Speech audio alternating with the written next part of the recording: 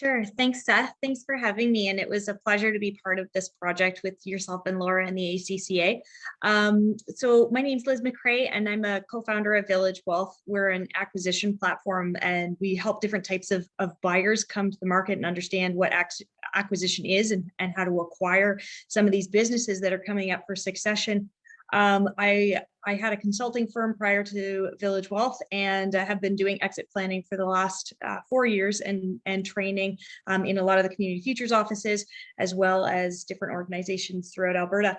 So happy to be here and kind of set the stage on what we're seeing in the industry. A lot of my conversations are with business owners, and Laura and I have worked closely together with a lot of business owners in different projects. So to kind of set the stage for everything. Yeah, you can go ahead there, Seth.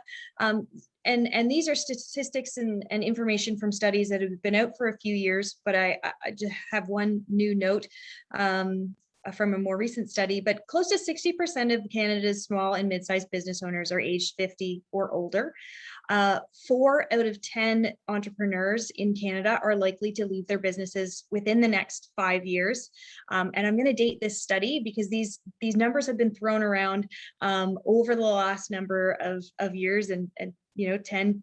Some advisors even note that they've been around for, they've been saying these numbers for the last 20 years.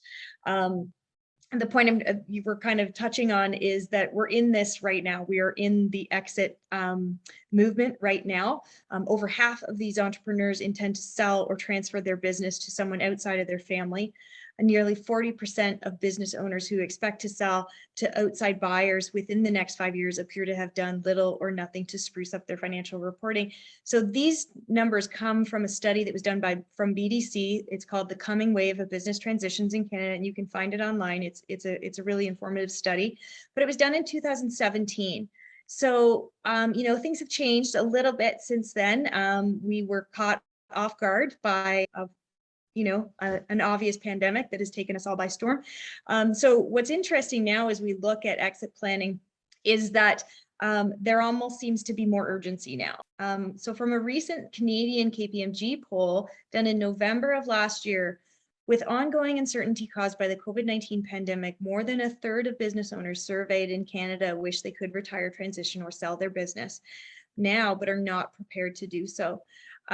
So there's a lot of concerns out there from business owners, and there are a lot of supports that are coming out and being developed in this industry.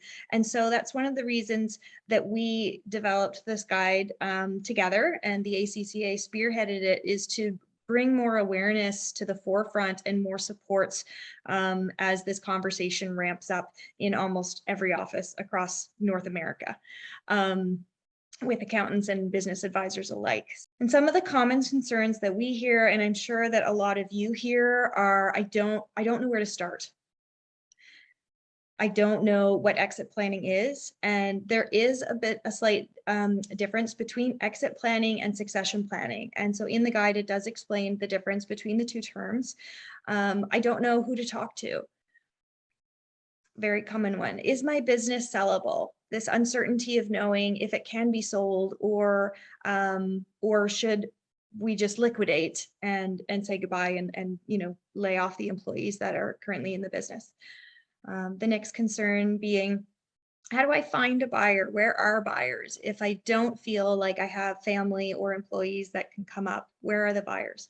The next common point, I don't know if I can afford to retire. Has the business owner done enough within the business and within their investments along the way to support their retirement living?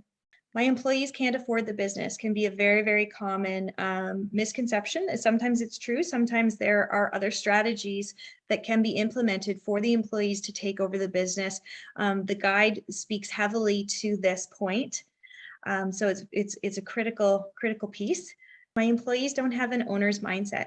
And so this is where it comes into succession and preparing the employees and the next people and parties in line to take over the business.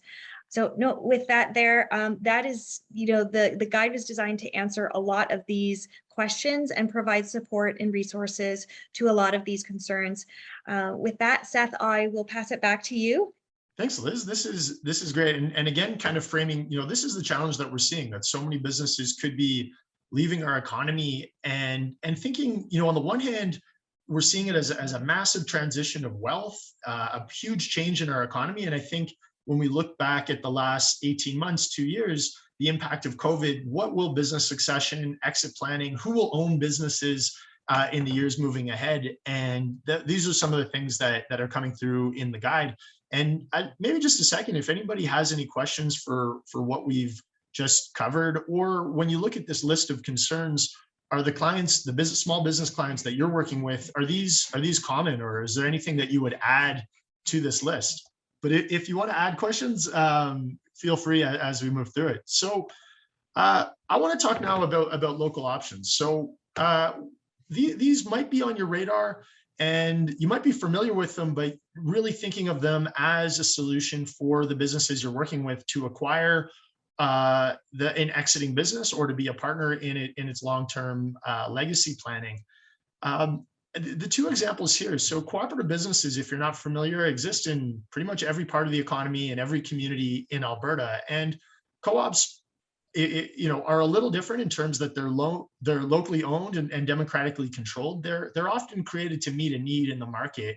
And why it's important here is that they're built for the long haul. And when we think of being a strong partner for buying a business, if your clients are looking to sell their business, or looking at, how are they going to exit, or what's, who could buy it, often cooperative businesses are a great partner. Some of the reasons is that they do have a bit of a track record. When we look at co-ops acquiring businesses in the market, so Calgary Co-op purchasing Community Natural Foods is a really recent example, but also other co-ops in rural communities. Wild Rose Cooperative based in Wetaskiwin, as they got into retail liquor sales, they did that by acquiring independently owned small liquor stores and rolling them into their business line. And some of the things when we think about a local option, why cooperatives are great, is they have the financial capacity. Like I said, they're built to last, they're quite resilient, and they can buy the business. They have the means to do so.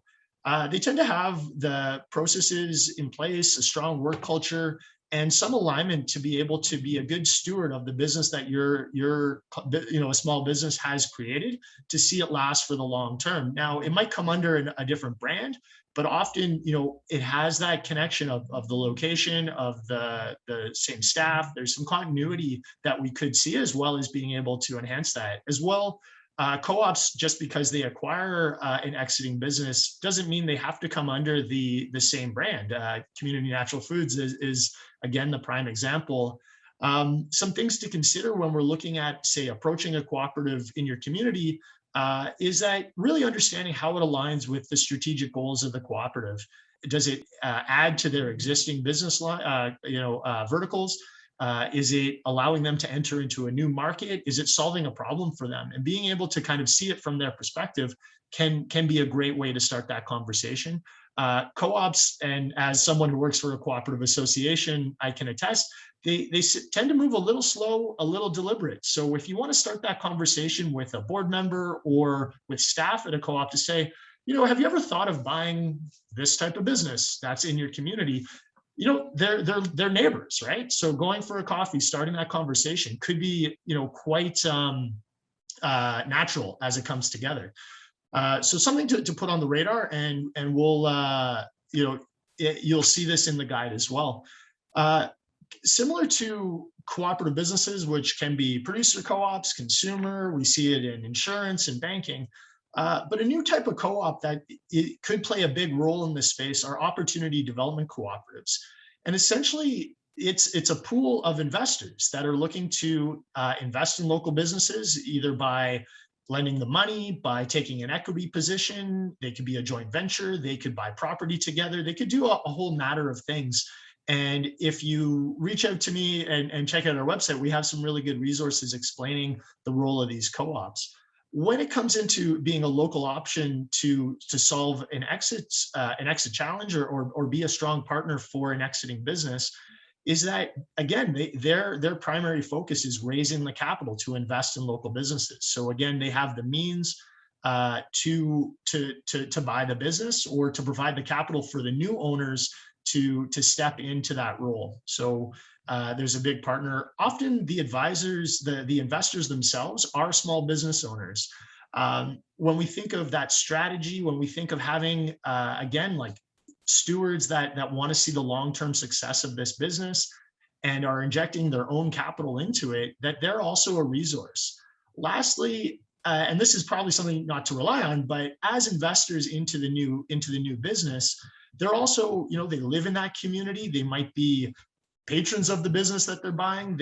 We could see a lot of other opportunities that come out of having, a small group of investors that are now involved in owning this business that could potentially be exiting the community. Here in Calgary, where I'm based, a good example is Local Investing YYC.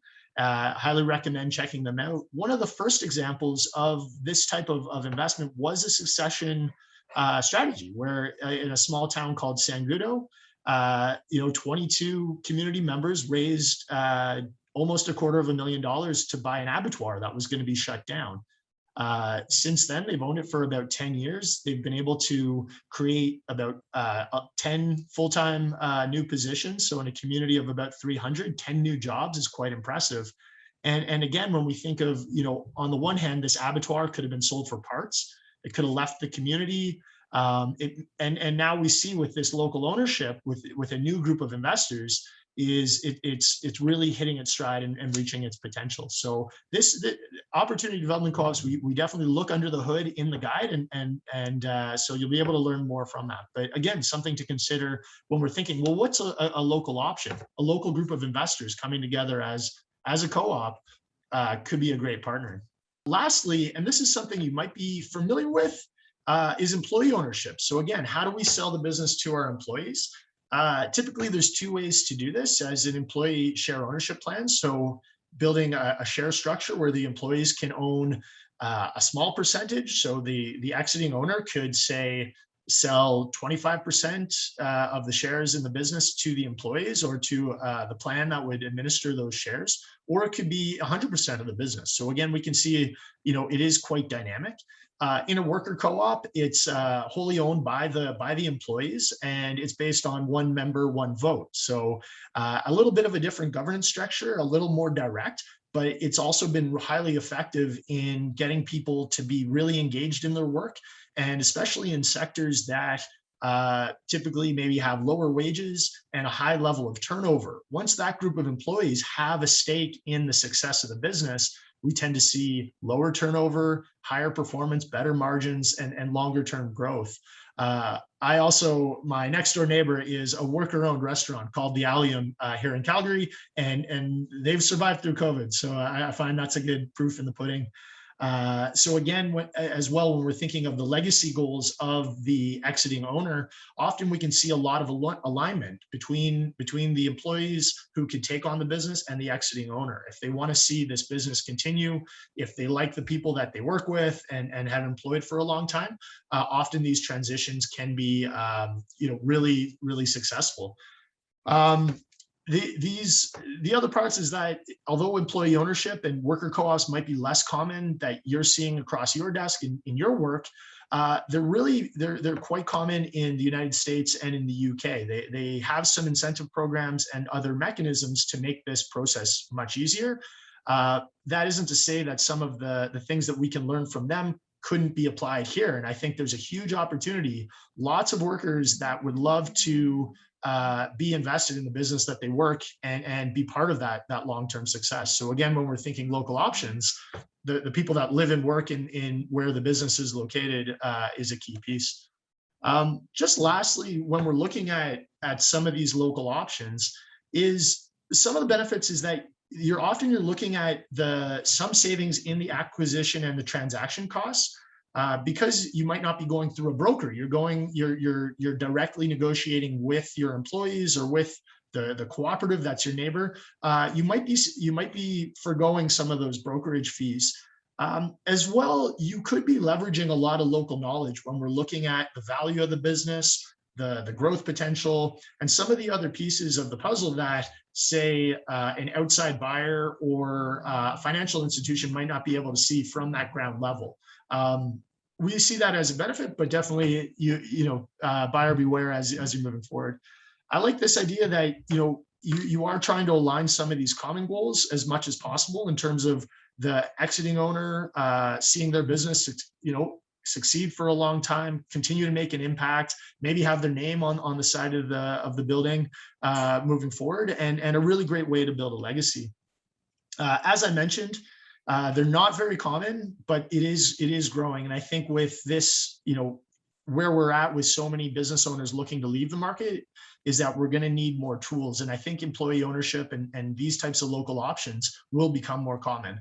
But it's not for everybody. I think it's definitely a special type of business owner and a community partner to make these work. Just lastly, there's a handful of resources that are available to make this a lot clearer, as well as look at the development pathways, including the exit guide you're going to hear about in a second, to help explain this process and to see how it could be a good fit for small businesses that you're working with. So I feel like I've done quite a lot of talking, and I can't wait to hear from Laura, because she wrote this amazing guide. Perfect. Thank you so much for that introduction, Seth. I was pleased to be part of this project and writing the Exit to Community Guide, and great to have the participation today, not only from Seth from ACCA, but also Dan joining us from Toronto, that's also been involved in sort of the social acquisition and the funding part of this. So it's great to have you on the call today. So when we're thinking about using this guide, I'm going to talk about it in a couple of contexts. So as Liz mentioned earlier in her opening comments, a lot of individuals are having this in 5 years conversation. Business advisors are talking to their clients about succession, trying to jumpstart those conversations with their clients about exit and succession. And their clients often will say, in 5 years, in 5 years. And that 5 years rolls forward for a decade or so until something that almost pushes them out, whether it's a health crisis or something that happens within the family that gets them to actually start now actually taking action in this. So one of the ways that you could use this guide in your advisory role is actually getting those conversations started a little bit earlier. So providing your clients with some parts of this guide. So the guide itself is organized in three parts. So the first part outlines some of the challenges and opportunities in selling a small business. And primarily there is providing some background reading for people in your office. Perhaps you're using this guide to mentor some of the new advisors that are in your firm or in your office on the whole industry around exit and succession. So it gives some background information in part one. Part two looks at enabling factors, what makes a good opportunity around exiting to community. And part three looks at the next steps of where do we go and get additional information, who do we talk to next. Then the appendices themselves could actually be used as standalone resources, depending on sort of the conversations that you've been having with your clients. So the challenges and opportunities of selling a small business. Some of the challenges that Liz talked about earlier is people don't know where to start. They don't know what their business is worth. They're not sure even what the process is. So part one here really helps you proactively start those conversations with the people that you're working with your clients about exit planning, the process of selling your business, and the associated costs. So it can provide, and as Seth introduced us to the local options, it can provide advisors with some fundamental basic information about exit options that they might be less familiar with and where they can also go to get more help. So Seth's also pointed out ACCA and a number of other resources that are there to help you get additional information. So when we think about the process of selling a business, the guide is really intended to work in the first three phases of the exit and sale process. So helping business owners determine their readiness to sell, helping them sort of give them some underlying concepts and basic understanding about how a business might be valued. Then who do they actually need to get together to support, preparing for the going to market phase of their business, and then marketing the business and engaging buyers. So if they're choosing an exit to community, that's where we're looking to engage employees or engage the opportunity development co-ops or engage those exit to community options at that point. And so as Liz mentioned earlier, the guide does explain the difference between exit and succession planning. It also gives an overview of characteristics and elements that can make or break a deal. One of the stats that Liz didn't comment on was that, historically, when we look at the transaction services and deals closing, a lot of deals do not close because of various factors, but many of those a large percentage of them are because the seller or the buyer had unrealistic expectations.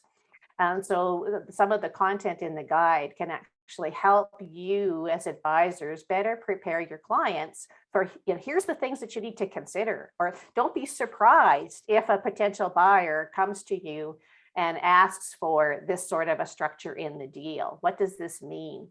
And can also help the potential sellers or exiters, business current owners, think about who their ideal buyer might be. Maybe it would be their employees, or maybe it would be an independent third party.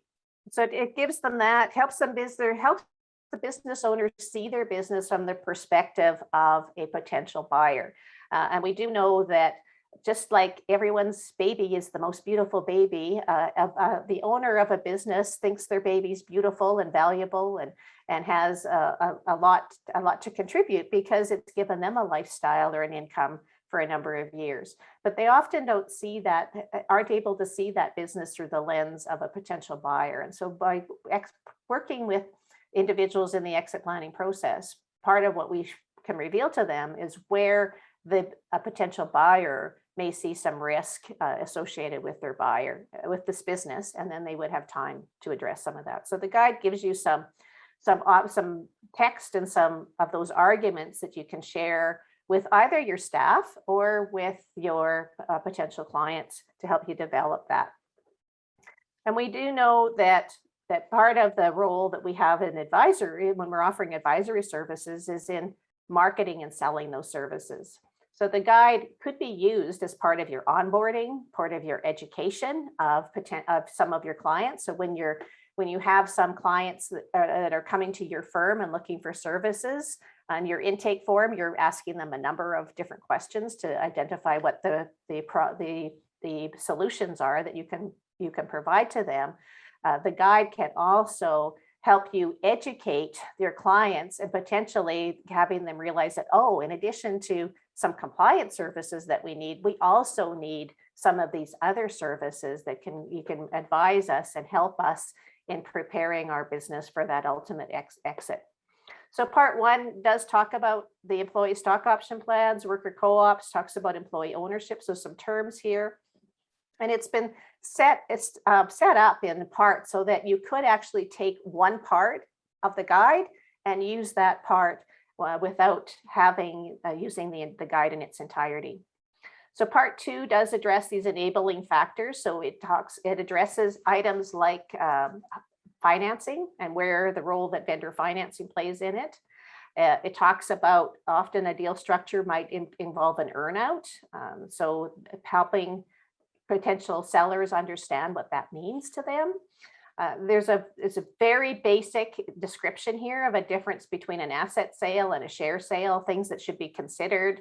What might buyers prefer? Why might they prefer them? What might sellers prefer?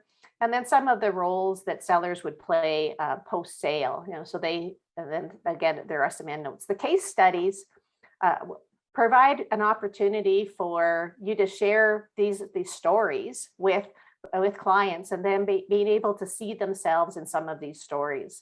So these case studies were positioned in rural parts of Alberta, where we really see the opportunity to exit to the community being a viable way for these businesses staying part of the economy, as Seth has pointed out with the abattoir example a few minutes ago. And I just want to caution to all the CPAs and advisors in the room, these numbers are for illustrative purposes.